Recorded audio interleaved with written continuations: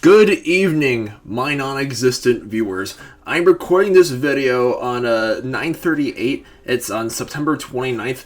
The Wild Robots film adaptation has been out in theaters for a few days, and my apologies for not reading this book and reviewing it sooner, but this is going to be the second book review on my channel. The first one was I reviewed The Last Ronin graphic novel for Galeriac's birthday back in June. And like I said in that video, and I'll say it again here, I'm really determined to do more book reviews on my channel this coming year. And I figured, with DreamWorks, I've been a huge DreamWorks fan for as long as I can remember, then DreamWorks hits it out of the park with their film adaptations. And when I heard that, I saw a trailer for The Wild Robot, looked amazing, then I found it was based on a book. I bought this book at my local bookstore before I moved to Ohio, and I was like, ooh, I should probably buy The Wild Robot and read the book before I got to see the movie. You guys know me if you watch my movie reviews enough. I usually don't see movies straight away as soon as they come out. I like to wait until Tuesdays at the theater in my area that I'm living in, respectively. It has Discount Tuesday, which most of them do. So I'm going to be seeing the movie on Tuesday, October 1st. And tonight, I'm going to be talking about the book. Don't worry, my movie review for the film adaptation of this book is going to be completely spoiler-free, but here's your warning right now. This video will contain spoilers for the Wild Robot book, and depending on how faithful the adaptation is, to the source material, we'll see if I end up spoiling the movie as well. But yeah, the Wild Robot it was published in 2016, and it's written, and I assume it's also been illustrated by Peter Brown, the author, and nearing the end of the book, there's acknowledgments, and he thanks his staff and his team, and he talks about how he got the idea for the Wild Robot and how he's always been fascinated by robots and nature and stuff like that. So the Wild Robot centers around Roz, who is a robot unit who goes by his proper name is Rosm 7134, but of course you can call her Roz for short. And the book opens with her being stuck in a crate, and she's washed ashore on this island. Literally her first memory is of otters, sea otters, just turning on the button in the back of her head, and she has to learn how to survive on this island that's isolated and seemingly in the middle of nowhere with all these animals who at first see her as a monster because man fears what he doesn't understand, and that logic applies to animals just as much. All these different animals you see on the island, there's foxes, there's rabbits, there's geese, lots of birds, there's bears, there's moose, there's deer, there's turtles, all kinds of creatures that live on this island who are at first terrified of Roz. And there's moments where it's not in her programming to kill things or to fight, but it's not outside her programming being annoying. There's one scene early in the book where she's chased up a tree by two bears, and she starts pelting them with pine cones just to bug them to go away. And yeah, I understand that the film, obviously this is a book targeted for younger audiences, and its film adaptation is going to be PG, but it is PG, I should say. But it definitely has its fair share of darker moments. One scene that really catalysts the rest of the book is when the egg is on page 58, when Roz accidentally tumbles down a hill and just crushes two dead parents. To dead geese and all their eggs except for one. I put that in the book and I was like, oh my goodness, our main character just marked an entire family by accident. And there's only one surviving egg, which she saves and incubates, and it hatches. She eventually names the little gosling Bright Bill. And for basically the entire rest of the book, she is the motherly figure to Bright Bill and raises him exactly as her own. And that is honestly the heart and soul, the best part about the Wild Robot book is the motherly dynamic that Roz has with her gosling adopted son, Bright Bill. And one thing that I think DreamWorks did really great in the trailers is keeping the film's plot relatively discreet. Obviously we know that Roz is voiced by Lupita Nyong'o, and she's stranded on this island and she has to learn how to live, and there's other robots who are trying to get her back home. One thing that the trailer for the film adaptation did a great job of is leaving us guessing as to where she came from. Because when I first watched the trailer, because there weren't any human characters in the trailer, so I was like, oh, so maybe Roz was built by aliens, and there's an alien invasion coming to Earth or something like that. But no, actually, it's revealed on after Bright Bill, throughout the book, Bright Bill grows older and becomes an adolescent, and then he joins Longneck, the leader goose, and they fly off to their first migration right before winter comes in. So Roz is to survive her first winter, and she, again, another darker moment from this book. She's trudging through the snow, and she like digs through the snow, and she finds what she thinks is a log at first. Then it's Dart the Weasel, who's frozen to death. Like this film goes into detail about how some smaller, weaker animals freeze to death in the winter. Like this book doesn't sugarcoat death very much.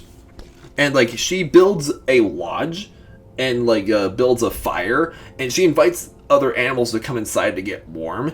And the animals on this island have something called a dawn truce, which is like, I'm assuming like, this island is like clearly off the coast, like North America or something. It's kind of like how a lot of talking animal movies will like have watering holes in like Africa or Asia, where like all animals, regardless of predator or prey, will just like have a truce and just drink at the watering hole. Yeah, the dawn truce is like I guess, and that's sort of like the peace agreement that all the animals have amongst each other. So Roz she insists like, hey, you guys can all come inside. All species are welcome at the lodge as long as you guys agree not to like hunt or fight each other. So everyone comes inside and gets warm. And she builds a second lodge to be big enough for a moose, like one of the moose characters, and they burn down the lodge by accident because they're not so skilled with fire, so like the fire spirals out of control, and like Roz puts it out and everything. And this is what really grabbed my attention, where I realized, oh, Roz was not built by aliens. She's actually, again, there are humans in this book. Like this is on page 191. I'm just gonna read it to you guys right now. This is from Crag, this one old turtle, who's like telling the story about like how everyone's how like a Chit Chat the squirrel's like, who's also like Bright Bill's like one of his best friends, like notices that the ocean has gotten higher, and Crag is like, "You're right, the ocean is higher," said Crag. "My grandfather used to say that long ago this island was not an island at all. It was a mountain surrounded by flatlands, and then the ground shook and the oceans grew, and the land slowly flooded until the mountain became this island. Animals from far and wide were forced to come here to escape the floodwaters. In those early days, there were too many animals living in too small a place. The island did not have enough food to feed them all, but between fighting and disease and famine, a balance was finally reached. We have kept the balance ever since." So already we're getting at hints, of themes of like, how the world changes, both naturally and due to human intervention, because obviously continents, tectonic plates, the Earth's levels, like the oceans, like rising and falling, and climate change caused by natural causes just as human causes, that's been happening all the time, like ever since, like for as long as the planet has been the planet, as long as living things have been living things. There's always been life and death, extinction, new species, blah, blah, blah.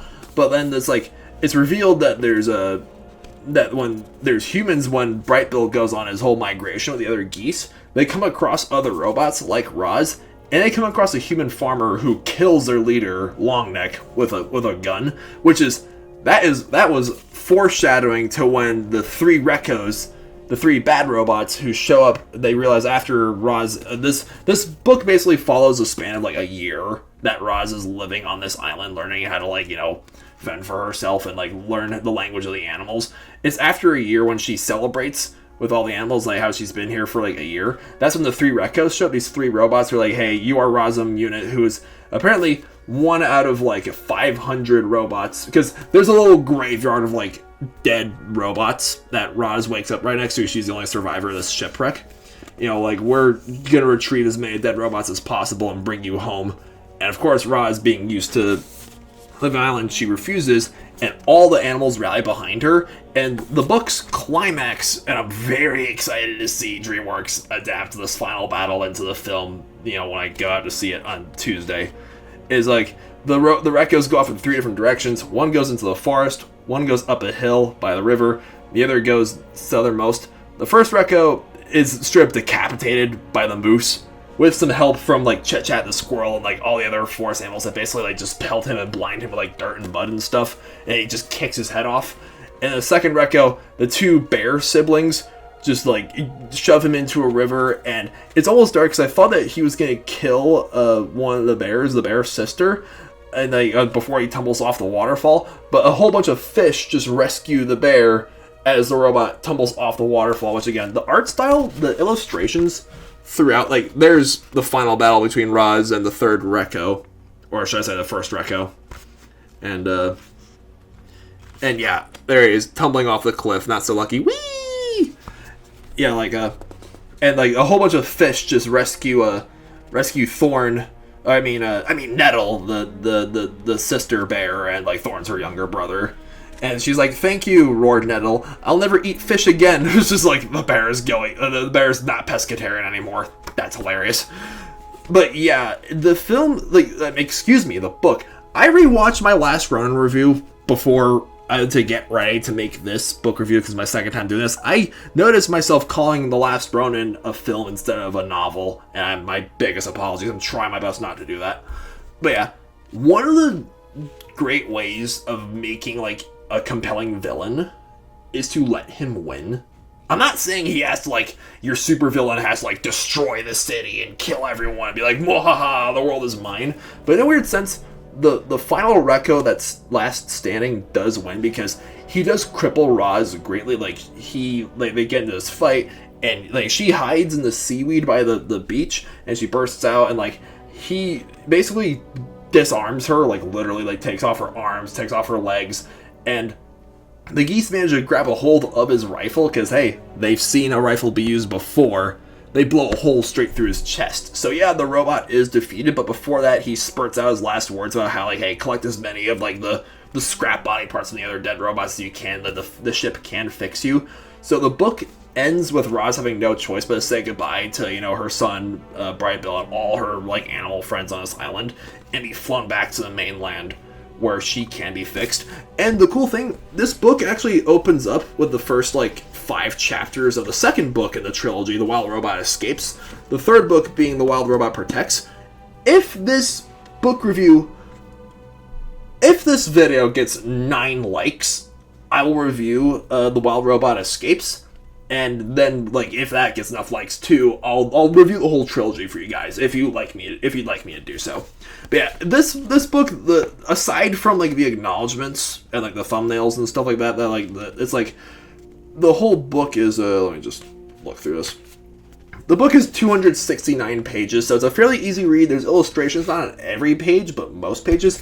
And yeah, there's 80 chapters, but each chapter is like fairly short. Some only go on for like a page or two, some go on for like 5 pages. But yeah, like the first 5 chapters of Wild Robot Escapes, where basically Roz is in a city and like and she ends up on his farm, and like she's out of her box, and like I'm kind of assuming that Roz has like no memory of like her past life that she just had on that island, because she's automatically working for this farmer and his dog and his 2 kids, and it's revealed that the farmer, his wife passed away. So it's like, oh, so the entire first book is Roz being like, or majority of it at least, is Roz being like an adoptive mother to like this baby goose named Bright, that she names Bright Bill. So I'm very curious, because again, I haven't read the second book yet, but like I'm very curious to see if like Roz is gonna become like the surrogate, like maybe a stepmother-ish figure to this farmer and to this farmer's 2 kids. I'm very curious now that I've read the book and I'm gonna be seeing the movie soon. I'm very curious to see like I really want to like buy the next 2 books and keep reading this. But yeah, there you guys have it. My review for the Wild Robot novel written by Peter Brown. So if you guys want me to keep making more of these book reviews, please let me know in the comments down below. And like this video, please, and subscribe to my channel. My name's UB9. God, I can't wait for Tuesday. Stay beastly.